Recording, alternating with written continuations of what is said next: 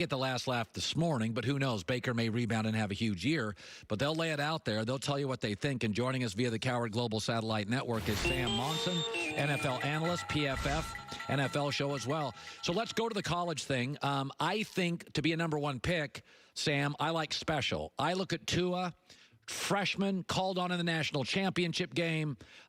This kid's made a steal. He's had injuries, but Carson Wentz was hurt. I'm okay with it. I look at him and I see Drew Brees' accuracy. I think the kid's a remarkable talent. Joe Burrow, I say, good, not special, but good. What's the tape say? What's PFF say when you graded those two?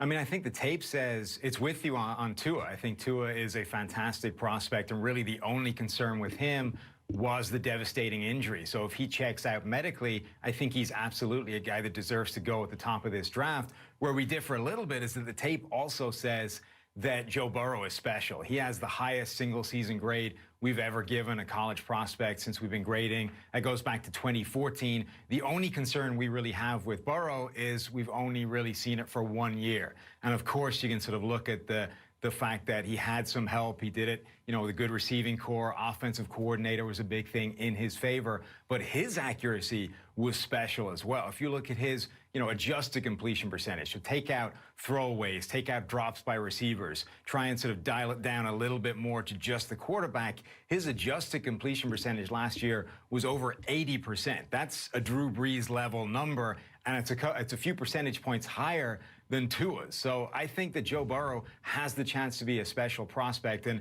maybe the best prospect we've ever seen. But I think Tua's right up there with him. I think those two guys should go 1 and 2 in this draft. By the way, is there any other college prospect like Justin Herbert do you like that grades out pretty well? Yeah, I mean, there's a few guys that grade out pretty well, but none of them are in that same category. I think it's a clear 1 and 2 in this draft, and then people like Herbert are further down the list. There's much more question marks about them. These are the two clear prospects that, A, I think everybody likes, and B, the grading likes as well. Now, I want to shift to NFL guys. So there is a question in New England. I picked up on it about 4 years ago where I started noticing that in December, Tom Brady's efficiency was declining as he aged. We see this with Drew Brees. He can be great September, October, but Drew declined a couple years ago later in the season. When you looked at New England's issues, was it a Brady issue or a lack of weapons issue? What did PFF see? Yeah, I think almost all of the problems are the lack of weapons. I think you're right. Brady is definitely declining at this point. The guy's 42 years old. Of course he's declining. I was kind of out a few years ago saying he was declining, and then he reversed it, had a few of the best seasons of his career. But I think right now it's not crazy to suggest that he doesn't have quite what he used to.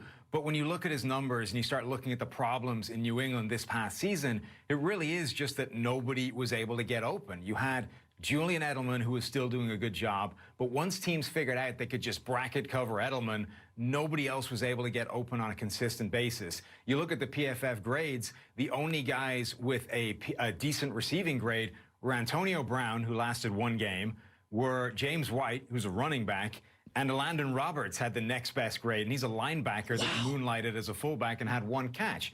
Everybody else, it was Julian Edelman in the 70s, and nobody else had a good grade. So, Brady couldn't get it done on his own. His numbers under pressure were bad because nobody was getting open. And, really that's every single bad number for Brady this season just traces back to the fact that nobody was able to get open on a consistent basis and give him somewhere to go with the football. There a few years ago, people around this set as a witness, I had said about Jimmy Garoppolo, I don't see any college guys as good as Garoppolo. I'd go get him. The Niners did. Now, I do think Tua and Burrow are more special than Teddy Bridgewater. But I do think Teddy is a starter for a Carolina or an Indianapolis. What does the tape say? Now, again, with Sean Payton, with Michael Thomas, with Alvin Kamara, he can fit right in. If you put Teddy around a good offensive line and good weapons, perhaps not special, what does the tape say about him as a potential franchise player? Yeah, it's interesting. His grading at PFF was always, I think, a little bit better than the general perception. But after he had that devastating knee injury, he never quite got back to that point until we saw him start a few games this season. And even at the start of that run, his grading wasn't that good. I know they were winning all those games, but it took him a few games to get back to that level. But then we started to see him kind of get back into his groove. He started to push the ball down the field a little bit more. His grade went back to where it was, you know, pre-injury with the Vikings. And I agree with you. I think Teddy Bridgewater can legitimately start for a team again. I think he put himself back in that conversation and earned himself some money with that run of games. He does look like a viable starter, albeit one that's probably never going to be, you know, a top 5, top 10 quarterback. He'd be in that top half of guys, kind of in that Jimmy Garoppolo, you know, level of quarterbacks in the NFL. You know, it's some of the grading, and for our audience, you know, Dak has never played without a great running back, Zeke. He came into the league with Zeke. He's never played without this offensive line, which has largely been understood as the best or second best O-line in the last decade. So when you look at Dak, we know there are certain limitations. How do you grade him, though? How do you take into consideration the greatness of the people around him? What does he do that concerns you at PFF? What does he do that you like? Yeah, you're right. It's very hard to isolate the effects of every other player on a specific individual. And sometimes you have to look at it and say, okay, he has this grade, but let's start bearing in mind what is around him in terms of offensive line and receivers. And that kind of goes back to the Brady thing we talked about.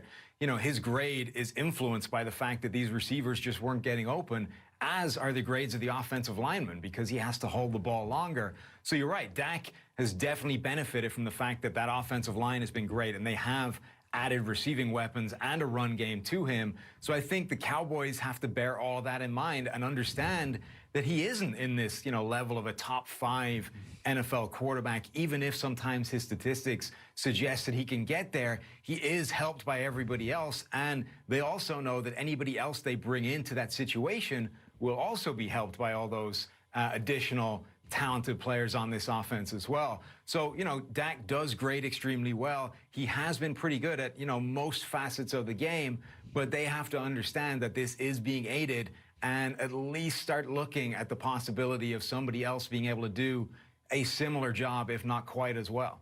By the way, how do you grade a guy like Taysom Hill? I mean, what is he to you guys? Well, so far he's basically been a gimmick in that offense, right? The intriguing thing is that Sean Payton has been the best hype man I've ever seen for Taysom Hill. That guy needs to be working for the UFC selling things, because the way he has talked up Taysom Hill since he's been there has been incredible. He's been comparing him to Steve Young midway through the season with seemingly no reason to do it. I wrote an article about what a Taysom Hill offense could look like, and I'm kind of fascinated by it because of what we saw in Baltimore this year with Lamar Jackson. I think teams may be more ready now to start crafting these custom, bespoke offenses around talented athletes and talented playmakers, and I think a Taysom Hill offense, you know, could potentially work. I just don't know why you would go to such hassle to do that without having seen, you know, him run a conventional offense. It would be a massive projection, and I think if anyone's going to do it, Sean Payton could do a good job. I'm just not sure why you would go to that trouble. Yeah, Sam Munson, Pro Football Focus. Good stuff, Sam, on a Thursday. Thank you so much. Appreciate it. By the way, Valentine's Day is here. It's tomorrow. Thank you. 1-800-Flowers.com. Amazing offers, bouquets, roses. 1-800-Flowers.com. The code is HERD. Joy Taylor with the news. No. Turn on the news. This is the Herdline News. So despite only playing in 9 games so far, Zion Williamson is already having a huge impact. Let's hear it for Zion, a Zion of the times. Yeah, where's Gottlieb? Echo, crickets, can't hear him. Well, even he is surprised by how quickly he's been able to make a statement. Oh, I love this. No, I wasn't. I expect to make an impact, but I don't expect to do nothing like this. Just kind of look to come in, just kind of fit in, just not try to mess up, but my teammates and coaches are always pushing me, saying no, like, be outside the box. Why can't we just like these? 7 of his 9 games, he's got 20 or more points. He's 19. Who's being critical? Well, everybody on Duke, everybody's like, how many media people, talk show hosts were like, he's too heavy, he can't shoot a jumper, Gottlieb screaming at me. I'm like, folks, he is a unique body in a thin cardio league. Nobody's taking a charge. He's going to look at him. These are grown men that have no way to match up with him down low. He's just simply too big. He's Sean Kemp. He had a career-high 31 points in the win over the Trailblazers on Tuesday. Look, I don't understand the critiques of him. Obviously, everyone is talking about his weight and as if we're all doctors or something. But New Orleans has said that they're working with him on his body, which we all expected. He is a rookie. He's not into his man body yet. Like, he's still incredibly young. Look at how beautiful his touch is around the basket. He's got a beautiful... He's magnificent to watch. He's full of energy. He's powerful. He's fun. He plays the game with just like a happiness and ferociousness, weirdly, at the same time. If you are great at anything at 19, the chances are you're going to get better. I saw Andre Agassi play tennis at 17 years old. It's like, oh, he's not perfect. He's a little short. But if you're that good at 17 at tennis, you're like, good God, what are you going to be at 27? Well, of course he's going to get better. He's of course going to get better. The concerns about his body were validated for anyone who had a critique of him coming into the league, obviously, because he had that injury. He looks in shape. No, when I watched him the other night, now he looks in shape. Well, yeah, he had a lower body injury. Of course, you're not going to be in perfect shape. You can't run and work out the way that everyone else is in the mid-season. I love being right. That wasn't an extreme take by us that Zion was going to be great. No, but there's just everybody's out. Oh, he can't shoot. He's this and that. It's like, look at his body. The guy upstairs does not deliver that body off a conveyor belt. That is a unique. No, I don't think we've seen. I don't really even think there's a fair comparison of him to anyone we've ever seen. You know, when I watch him play now, forget everybody else. There's a lot of Sean Kemp, and as a former Sonic fan, Sean was just the power, the butt, the size. You're like, Zion can roll out of bed. None of these European centers want to take the charge. He's going to give you 20 because he's so... Well, he's physically imposing in a league that is mostly finesse, but he has an incredible touch. Oh, beautiful touch. That lets him fit into today's style of play. I should be a scout.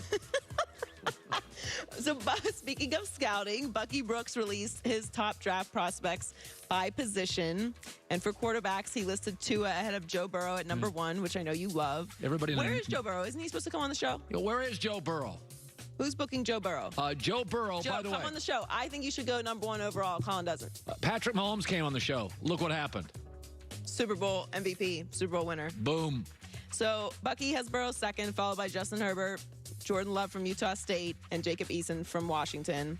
I think they will all go within the top 20. You know, Eason, by the way, has got the best arm. In 1994, he would go number 1. He's 6'5". He has I watched every snap of him this year in a big game. He's got a rocket arm, but the world's changed. He's not real mobile. He makes some bad decisions. He's not going to make plays with his feet. But 10 years ago, Eason, by the way, 10 years ago, reverse this. Everybody would say Tua is too small. Well, of course. But now, 10 years Tua in would football, not even be in the first round. So Tua now is 1, Eason is 5, and that's how the game. And by the way, we have a nice job, guys. We got video of Eason. I watched all his snaps. He didn't have any speed at receiver, so he had to jam balls into tight windows. He has got an absolute. He'll be a top 5 arm in the league, like Josh Allen, the minute he steps in. Do you think they all go in the first round? I think Eason will be 31, 32, top of the second round. I think we're going to get. They all do. They may. I just don't know who late. By the way, who are the last 4 teams drafting? Well, I'm trying to think who the last 4. San Francisco doesn't need a quarterback. Kansas City doesn't need a quarterback. Titans need a quarterback. Plus, there's going to be some trades. Listen, I watched Herbert. I'm a Pac-12 guy, so everybody saw Tua and Burrow because they play in the most popular conference.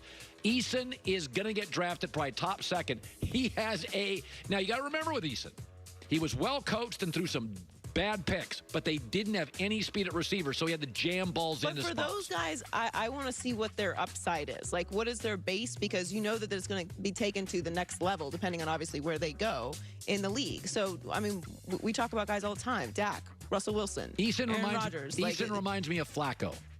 Okay. That's not a bad comparison. Yeah, but well, in 2006, that was great. In 2020, that drops you to the second round. Yeah.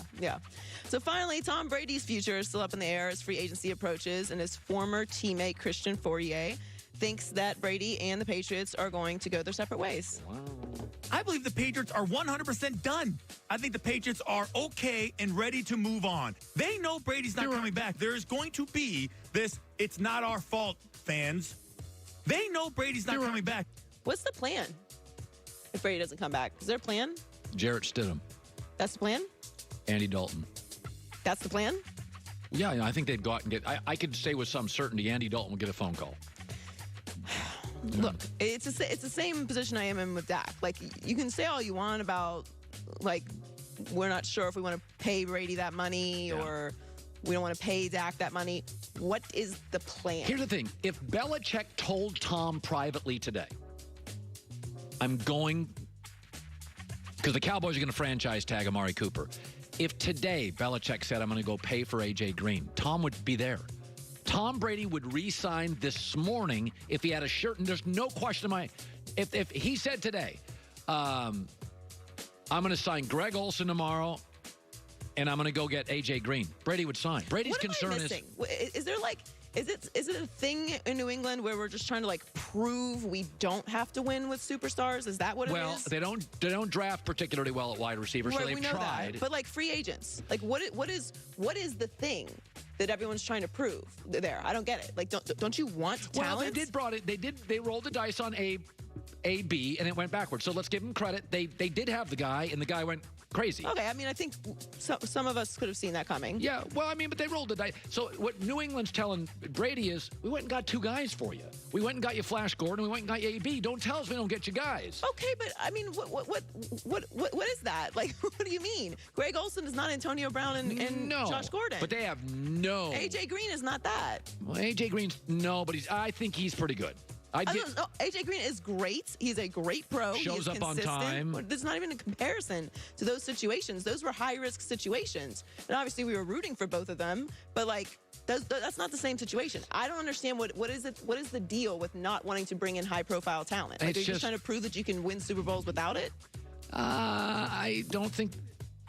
Yeah, I mean, they've done well without it. So when you do something, they don't pay anybody anything. Didn't work out well this year. Well, this year, first time in 15 years, but Edelman, they pay nothing to. So Belichick's going, Tom, I don't spend more than $5 million a receiver, and I keep winning Super Bowls. But you don't. But you may lose Tom Brady and be left without a backup situation. And you know, like, if we are hearing this, then they're hearing that this is the issue. You listen, if the whole thing is, if AB didn't turn into a circus, Dom would already be re-signed. If AB just would have not been a mess, Tom would be back. Well, I'm not saying that they could have predicted that, but that was a high-risk situation. It was. A.J. Green has got some injuries. Other than injuries, is not a high-risk situation. Yeah, it's a low risk because he does have 2 injuries recently, doesn't he? I think A.J.'s had 2 injuries in 2 years, and he's older, and he's got a lot of wear and tear on that body. They've leaned on him for about 8 years. So, I don't know. All right. Are we done? All right. Yes. I got sidetracked there. Joy with the news. Start talking Brady. That's the news. And thanks for stopping by. The Herd Line Oh, by the way, News. I love comedians. Whenever I go to Vegas, magicians and comedians. I love new, fresh comedians. There is a new comedian. He is funny. Oh. His name is Jim Crane, and he owns the Houston Astros. And he says, yeah, all the cheating stuff. Well, you know what? I'm just gonna let you hear this new comedian. He is funny. Our opinion is that this didn't impact the game. We had a good team. We won the World Series, and we'll leave it at that. Did you say you feel like this didn't impact the game? And what do you mean by that? I didn't say it didn't impact the game. He is going to be at Giggles in Toledo, Ohio on Tuesday, and the Laugh Factory in Sheboygan on Thursday. Yeah, none of those wires on the players or the banging the drum and the garbage cans. Even though we have players acknowledging it happened, it had nothing to do. Players hitting 400 at home, 130 on the road. It had nothing to do. I didn't say it had nothing to do. Jim Crane is at the Hermosa Beach Chuckle Hut coming up next weekend. He is hysterically funny. Coming up next, quarterback Tinder. Who am I swiping left? Who am I swiping right? That's coming up. Wi-Fi connected security cameras in your home. can help you feel safer, but they are surprisingly easy for hackers to gain access to. Hackers have created software that essentially streamlines the process, taking advantage of insecure passwords in order to get into your accounts in questions. This software is being sold on internet hacker forums. It's important to understand how cybercrime is affecting our lives. That's where LifeLock comes in, detecting a wide range of identity threats, like potentially your social security number, for sale on the dark web. If there's a problem, LifeLock has agents domestically to fix it. Nobody prevents all of it or monitors all of it, but they can solve things you can't and find stuff you'd never see. LifeLock,